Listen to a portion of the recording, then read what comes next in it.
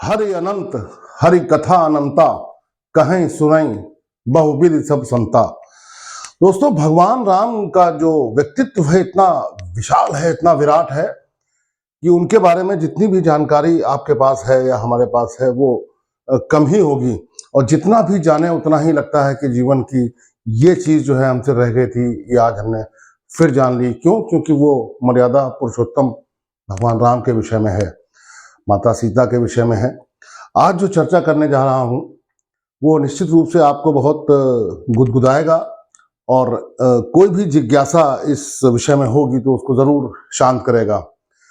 आपको पता है, भगवान राम को राजा दशरथ ने वनवास दिया था, ये सर्वविदित है।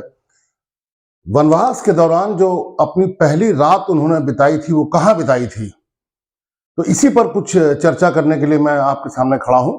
नमस्कार, मैं हूं आर्किटेक्ट जितेंद्र त्रिपाठी और स्वागत है आपका इस चैनल पर। दोस्तों, भगवान राम को जब वनवास दिया था राजा दशरथ ने, तो उनकी जो पहली रात जो गुजरी थी वो तमसा नदी के किनारे गुजरी थी। वो नदी अयोध्या से कुछ 20-25 किलोमीटर की दूरी पर है। तो क्यों मैं ये सब बात बता रहा हूँ, ये सब मैं बताऊंगा आपको, इसकी चर्चा करूंगा डिटेल में। फिलहाल जान लीजिए हमारे हिंदू धर्म में तमसा नदी का महत्व क्या, इसकी इंपॉर्टेंस है, यही आज मैं आपको बताऊंगा। और फिर आगे ये भी बताऊंगा कि क्यों मैं इसकी चर्चा कर रहा हूं और क्यों ये विषय लेके आपके सामने खड़ा हुआ हूं। तमसा नदी दोस्तों, ये मध्य प्रदेश में एक जगह है, कैमूर पर्वतमाला, वहां पे एक तमसा जलाशय है, कुंड है, तमसा कुंड, वहां से निकलती है और लगभग 65 किलोमीटर पहाड़ी रास्तों पर चलने के बाद ये नदी मैदानी इलाके में प्रवेश करती है और गंगा नदी में मिल जाती है। और ये जो एरिया है इसका, ये वही एरिया है जो इलाहाबाद, मऊ और अयोध्या, चित्रकूट, इसके आसपास का जो इलाका है, वहीं पे तमसा नदी का जो बहाव है वो होता है। और लगभग 265 किलोमीटर की इस नदी की लंबाई है। और ये इतनी पुरानी नदी है कि सोचिए, भगवान राम के जीवन से इसका संबंध रहा है तो कितनी पुरानी ये नदी रही होगी। आज भी जिस पे हम चर्चा कर रहे हैं, और आप जानते हैं कि सरकार इस समय ऐसी है जो भगवान राम से जुड़ी हुई जितनी भी जगह हैं, जितने भी स्थान हैं, उन सबको डेवलप कर रही है, उन सबको इम्पोर्टेंस दे रही है, उन सबका सौंदर्यीकरण कर रही है। तो ये भी एक चर्चा का विषय अभी आगे आएगा। तो ये तमसा नदी का एक दृश्य है आज के समय का, और श्री राम जी ने यहाँ अपनी पहली रात गुजारी थी। और इसका जो उल्लेख है वो वाल्मीकि रामायण में किया गया है और रामचरित मानस में भी किया गया है। और जहां पे जिस पर्टिकुलर जगह पे, जिस निश्चित स्थान पे भगवान राम रुके थे, उस जगह का नाम है गौरा घाट। और ये जो विकिपीडिया है इसमें भी इसका मेंशन है, इसमें इसका जो संदर्भ है वहां से लिया गया है। ये राम यहाँ पे पहली बार रुके थे जब इन्होंने अयोध्या को छोड़ा था। आपको पता है कि भगवान राम को जब वनवास हुआ था तो सारे अयोध्यावासी बहुत दुखी हो गए थे और बहुत रो रहे थे, विलाप कर रहे थे। और काफी दूर तक भगवान राम के साथ वो चले थे और भगवान राम फिर अल्टीमेटली उनकी बात नहीं सुनी। भगवान राम ने वो कहते थे कि हम आपके साथ ही चलेंगे वनवास में। तो रात में जब वो सोए थे तो भगवान राम, तो उनके साथ ये अयोध्यावासी भी सोए थे। और भगवान राम ने ये चतुराई की कि अयोध्या वासियों को सोते हुए छोड़कर वो फिर आगे अपने गंतव्य को चले गए थे। वरना ये संभव नहीं था कि अयोध्या वासी जो है भगवान राम को किसी भी तरीके से छोड़ते। तो वो यही जगह थी जहां भगवान राम ने अपनी पहली रात गुजारी थी और जहां पे अयोध्या वासियों को वो सोता हुआ छोड़ के आगे बढ़ गए थे। और ये वही जगह है जो ये तमसा नदी का जो किनारा है, यहाँ पर महर्षि वाल्मीकि का आश्रम हुआ करता था। और यहाँ पर भारद्वाज ऋषि हैं, इनका आपने नाम सुना होगा, जिनको कहा जाता है कि वो प्रयागराज के पहले वासी हैं, इन्होंने ही प्रयागराज को बसाया है। तो भारद्वाज ऋषि का भी आश्रम तमसा नदी के किनारे है और उन्हीं के आश्रम में भगवान राम ने सीता माता और लक्ष्मण के साथ ये पहली रात बिताई थी।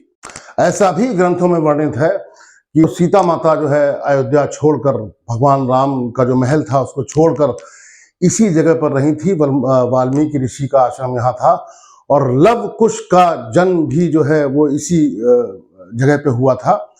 और जो लव कुश की जो ट्रेनिंग थी, जो उनको जो सिखाया गया था, उनकी विद्या, उनको जो शस्त्र विद्या में जो निपुण करना था, वो काम भी इसी जगह महर्षि वाल्मीकि के आश्रम में हुआ था। तो सोचिए, ये आपकी जानकारी में पता नहीं है कि नहीं है कि तमसा नदी का कितना इम्पोर्टेंट रोल है यहाँ पर।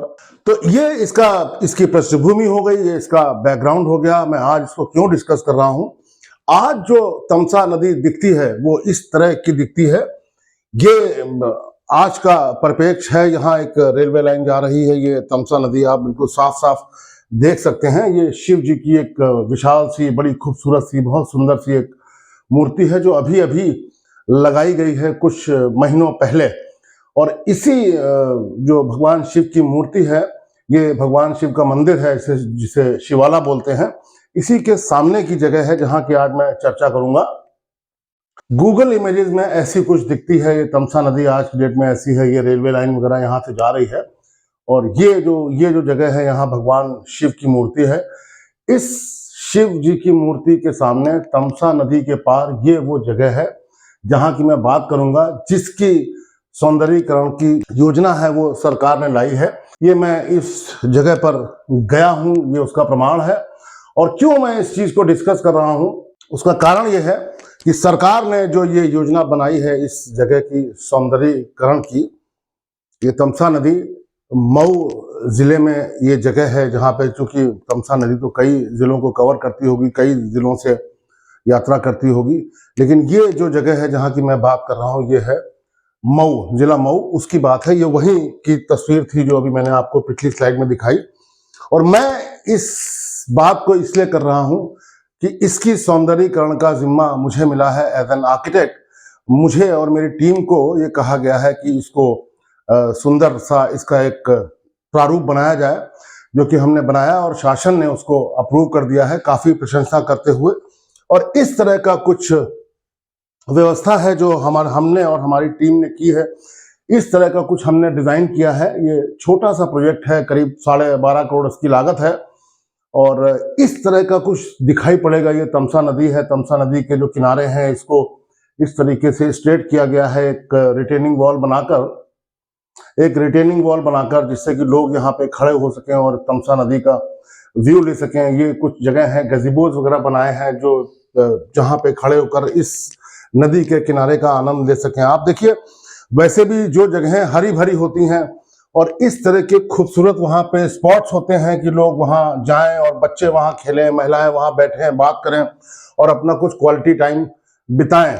तो अगर इतनी सुंदर जगह आप डेवलप कर रहे हैं, मतलब चूंकि मैंने डिजाइन किया है तो मुझे तो सुंदर लगेगा ही। मेरा हमेशा मानना है कि आप अगर डिजाइन करते हैं तो सबसे पहले उस डिजाइन के प्रति दीवानगी आपकी अपनी होनी चाहिए, तभी तो आप किसी दूसरे के सामने रख पाएंगे कि ये डिजाइन हमने देखिए इतना अच्छा किया है। मेरा ये मानना है कि इतनी सुंदर चीजें अगर हैं जो आप डिजाइन कर रहे हैं और उनको अगर नदी का किनारा मिल जाए तो कहने ही क्या। तो ये बढ़िया सी साइट है, एक बिल्कुल आइडियल सी साइट है जहां पे आप पार्क का डेवलपमेंट कर सकते हैं। इस तरह का कुछ डेवलपमेंट हम लोगों ने किया है ना, कि ये लोग यहाँ पे, ये रोड का लेवल है, यहाँ से उतर के लोग इस जीने से यहाँ आएंगे। इधर एक जीना है जो अभी दिखाई नहीं पड़ रहा है, यहाँ आएंगे और इस जगह का जो मैंने इसको इस तरह से डेवलप करने की कोशिश की है, इसका आनंद लेंगे। यहाँ पे ये फूड कोर्ट वगैरह बनाया हुआ है, पीछे से एक रास्ता और है, यहाँ पे पार्किंग वगैरह बनाई हुई, यहाँ से लोग आएंगे, यहाँ बैठ सकते हैं। ये जो प्लांट्स हैं, इनका अपना अपना अलग सिस्टम है। कोई मेडिसिनल प्लांट्स हैं जिनकी मेडिसिनल वैल्यू है, कुछ प्लांट्स ऐसे हैं जिनकी बहुत अच्छी खुशबू होती है, जिनके फूलों की, जिनके पत्तों की। तो उस तरह से सब कुछ यहाँ पे जितना कर सकते थे, छोटी सी जगह है लगभग 1 एकड़ की, उसमें इस तरह का ये हम लोगों ने, हमारी टीम ने इसको डिजाइन किया है। ये तमसा नदी की कलकल बहती हुई धारा है और इसके कुछ स्पॉट व्यूज हैं। कुछ पास से अगर देखेंगे तो कुछ ऐसा दिखाई पड़ेगा। ये पाथवेज हैं जिसमें लोग चल सकते हैं। सुबह भी इसके पार्क के अगर 8-10 चक्कर लगाएंगे तो काफी अच्छा हो जाएगा जो लोग वॉक करते हैं उनके लिए। तो इस तरह का कुछ ये व्यवस्था, ये फूड कोर्ट वगैरह मैंने आपको बताया, पार्किंग है, ये इस तरह की व्यवस्थाएं हैं। और ये फूड कोर्ट का एक डिटेल जो है उसका व्यू है ये। और इस तरह से लोग यहाँ पे जो गैजिबोस, जो छत बना के यहाँ पे मान ली पानी बरस रहा है, मौसम बहुत अच्छा है और उस मौसम में आपको यहाँ खड़े होकर नदी के किनारे का अगर मज़ा लेना है तो इस तरह से ये हो सकता है। और ये कुछ उसके और व्यूज़ हैं पास के कि मतलब बैठेंगे यहाँ पे तो कैसा फील आएगा, कैसा आपको लगेगा, कितना खूबसूरत आपके आसपास का नज़ारा होगा। तो इस तरह से इसको मैंने डिज़ाइन किया है। और ये देखिए एक और व्यू है नदी के किनारे, काफ़ी खूबसूरत है, इसकी काफ़ी लोगों ने तारीफ की। तो मैं अपने आप को, चूंकि तमसा नदी का ऐसा महत्व है जो सीधे सीधे भगवान राम, माता सीता, महर्षि वाल्मीकि और भारद्वाज ऋषि से इसका रिश्ता है, तो मैं अपने आप को बड़ा गौरवान्वित फील कर रहा हूं कि इस प्रोजेक्ट को मैं कर रहा हूं। छोटा ही प्रोजेक्ट है मगर महत्वपूर्ण बहुत है क्योंकि भगवान राम से जुड़ा हुआ है। और इस तरह के कुछ और ये व्यूज हैं। ये तमसा नदी जो है सूरज की रोशनी में नहाई हुई है और इस तरह के व्यूज बने हुए हैं। ये बच्चों के खेलने का जो एरिया है वो इस तरह से डिजाइन किया गया है। ये कुछ संदेश हैं सरकार की तरफ से कि अपने देश को, अपनी जगह जहां हम लोग खेलते हैं, बैठते हैं, जिनका इस्तेमाल करते हैं, जो पब्लिक प्लेसेस होती हैं, उनको साफ रखना चाहिए, उनको किसी भी तरीके से क्षति नहीं पहुंचानी चाहिए। ये वो जगह है जहां से इसमें एंट्री होगी रोड से। ये पार्किंग वगैरह बनी हुई है। यहाँ से जो जीना मैंने बताया था उतर के लोग आएंगे, अब वो है करीब करीब 30-35 फुट का अंतर है इसके लेवल में और इसके लेवल में। तो निश्चित रूप से एक जीना बनाना ही पड़ेगा जिससे लोग जाएंगे।